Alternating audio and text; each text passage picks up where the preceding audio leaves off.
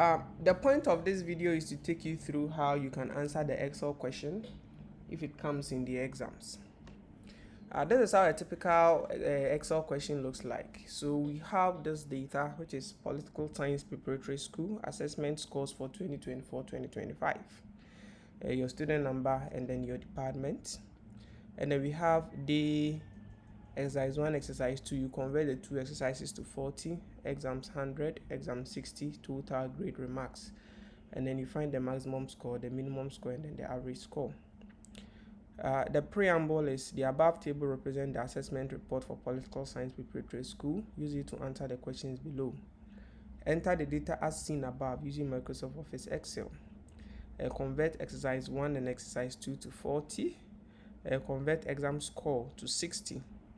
Calculate the total score from the converted exercise and exam scores, and then calculate the grade using the total, right? Great. So let's quickly input some scores for them. I was supposed to add it to the question. So we have 15, we have 12, we have 8, we have 3, we have 19 here. Great. For exercise 2, we have 23, we have 12, we have 6, we have 25 for this guy, and then we have 15 for this guy. Exams is over 100, right? So let this guy 90, this guy 45, let's give this guy 78, this guy 65, then let's give this guy, let's see, 76. Okay, so I think now we are done, correct? Great. So after that, you are supposed to calculate the grade using the total. This is the criteria we are using. If it is greater than 80A, between 70 and 79B, and then 60, 69C, 50, 59D, 40 to 49E, and if it is less than 40, that's an F. We are also supposed to calculate the remarks using the grade, and this is the criteria. A is excellent, B is very good, C is good. After that, we'll calculate the rank using the total score, and then we'll calculate the maximum, minimum, and then the average score, and then we are going to insert a chart. Okay. So this is normally how the question will be presented. This is quite simple than what you get in your exams, but at least the principle is still the same. Great. So let's start. Once you see the question, you just launch your Excel. Okay, so let's launch our Excel, and then we go to blank workbook like this. Okay, let me align it properly so that you can see, because I'll be switching between the question and then the work. Great. Now the first thing you do once you launch Excel is to what? Save, right? So file, save as. And then if there is, I don't know why my desktop is not showing on the left. It's supposed to show, but that's just by the way. So let's go to the desktop, right? And then you save it with your index number. So it can be 524, right? I don't know your department number, 0260001 space political science. That's the first thing you do. And then you click on save. Okay, great. Now once you are done, let's look at the first question. The first question is saying that enter the data as seen above using Microsoft Office Excel. As you can see, this is like a merge cell. Okay, this is merged, this is also merged, and then here they've merged a portion to the left and then another to the right. So how do we know how many cells we are supposed to merge? Okay, so we count, right? This is what do you call it? This is A, right? This is for column A, right? This one. So A, right? B, okay? C, D, right? E, F, G, H, I, J. Right, so if you are merging these cells, we need to merge from A up to J at the top. Okay, so now let's merge A. You come to the middle, you click and hold, and then you drag out to J. Okay, now if you go to home and then you come to alignment group of commands, you see that they have merge and center, and then you click, it merges the cell for you, and then you enter Political Science Preparatory School there like it's indicated.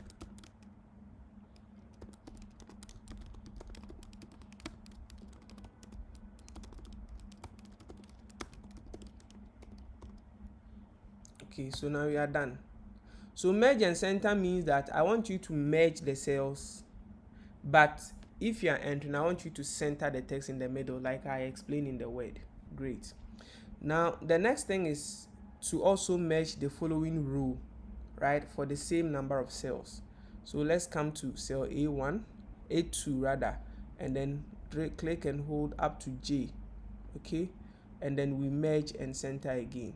Now the question is saying that we are supposed to enter assessment scores for 2024-2025, right? So we come here and then we enter assessment scores for 2024-2025, right? And then they merge up to A, B, C, D, and then we are supposed to indicate the student number. So here you stand here A, B, C, D, right? And then you click on merge and center. Okay, so now we enter our student number there. So let's say that our student number is 52402600001. Okay, and then they merge from this is up to D, E, F, they merge G, H, I, J. So from G to J. So you stand here and then you highlight up to J and then merge and center, and then we indicate the department there, right? So our department is political science, right? Let's add education, political science education if you want. So now we are done. Okay, great. Now if you want to bolden this, you click the cell, highlight everything. I told you if you click the cell like this, it highlights everything. If you want to go in and type, you double click, right? But now we click and then we bolden it. We click this one and then we bolden it. If you want to increase the font size too, you can go ahead and increase it to 16. Then let's also increase this one to 16. Okay, it's quite simple. And then here we can bolden it. Here too we can go ahead and what? Bolden it. Okay, now let's continue. We didn't bring serial number here, but I'm going to add it. So let's do SN for the serial number, right? If you press the right arrow on the keyboard, it moves it to the right, right? So we have D, then we have exercise 1, right? Good. Exercise 1, which is over 20, and then we have exercise 2, which is over 30,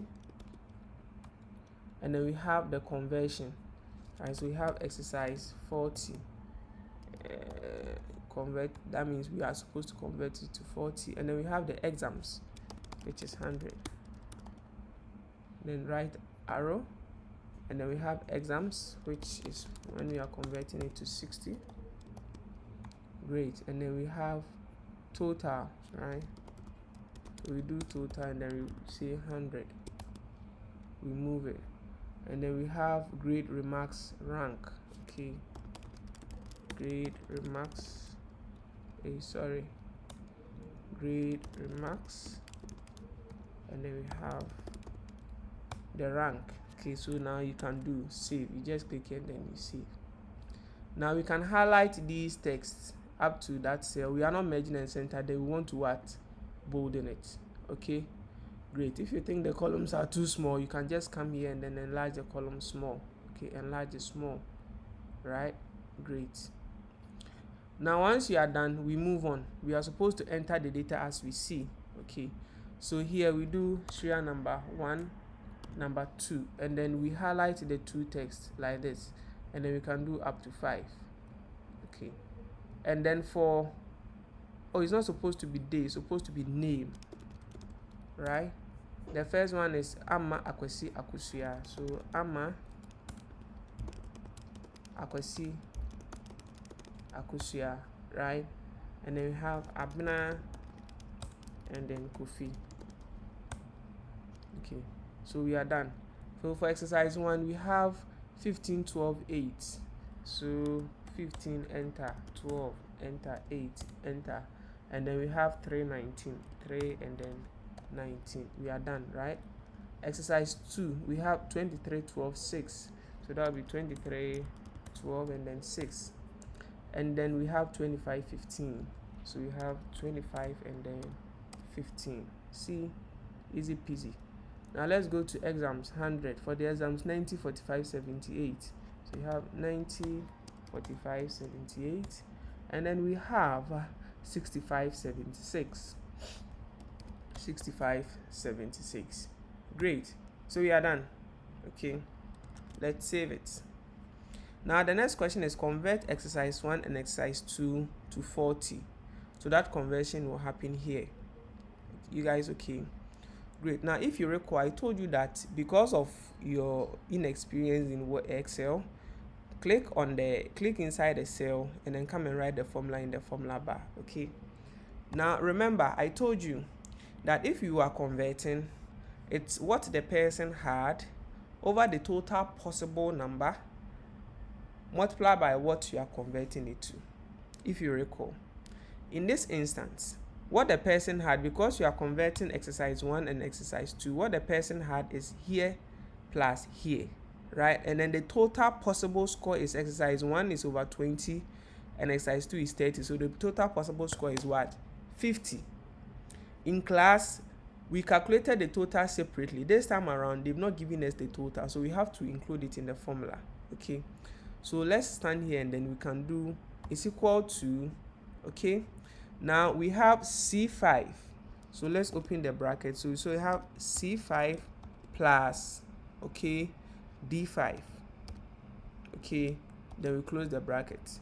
And then we divide this by the total possible score that the person can get. So if you combine exercise 1 to exercise 2, the total possible score anybody can get is what? 50.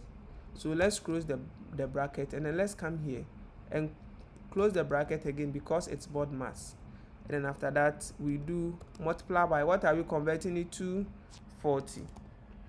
Right? So the C5 plus D5 could have been calculated, separately in a different column, and then we just use that column or cell name for the calculation, but now it was not given to us, so we are doing the conversions directly. Once you are done, you hit enter. We have our exercise over 40, and then you can do the autofill. Now the next question is saying that convert exam score to 60. Okay, so the same formula is equal to, okay, what the person had, which is F5, right, divided by the total possible score, which is 100. Let's put it in the brackets, right? So this time around, we are just calculating one number to the 60. Multiply by what we are converting it to, which is what? 60, and then you hit enter. Once you are done, you can do your autofill. Very simple. Now, the next question is saying that calculate the total score from the converted exercise and exam scores. So now you are going to calculate the total based on the converted exercise and then the converted exams. Okay, so here you do is equal to, we are adding E5. Okay, so E5 plus J5.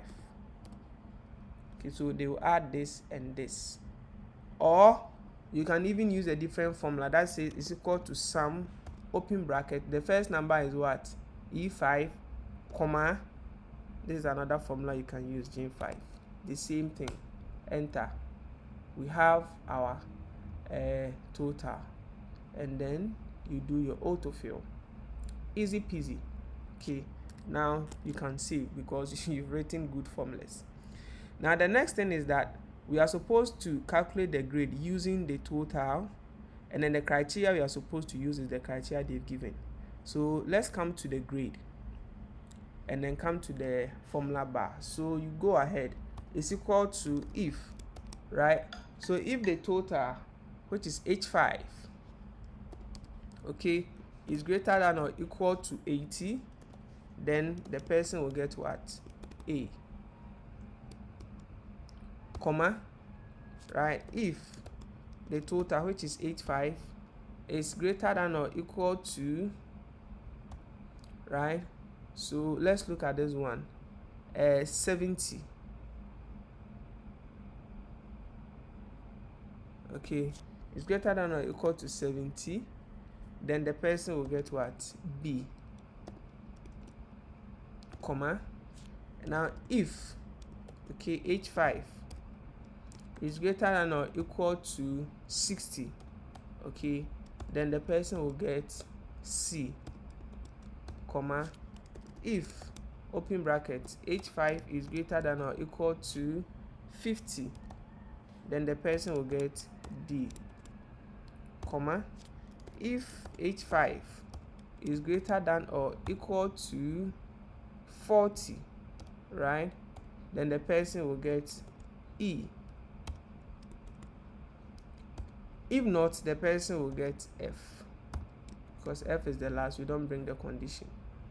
And now the total number of brackets we open, I told you can check using the color of the bracket. When you are, this is red, green, right, another red, and then black. So this is our formula. You hit enter, and then this is the grade, and then you do your autofill.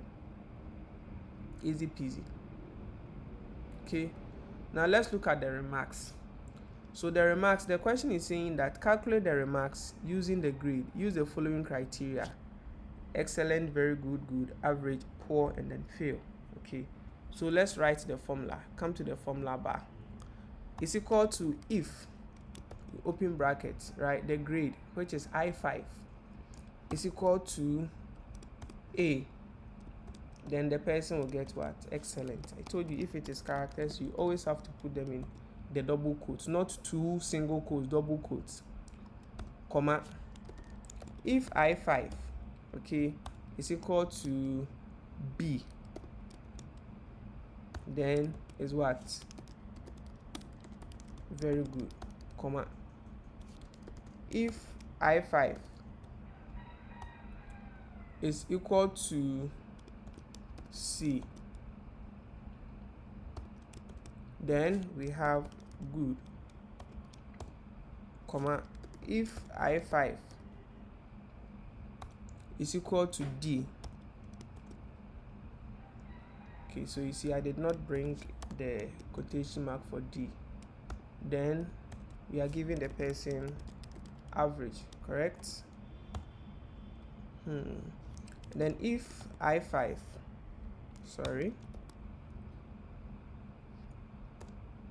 if I5 is equal to E, then we give the person poor, right, per the condition. The last condition is what? Fail. So that one you don't have to write the condition, and then you close it. 1, 2, 3, 4, 5. This is our remarks. Right now they are saying that there is an error because of hash name.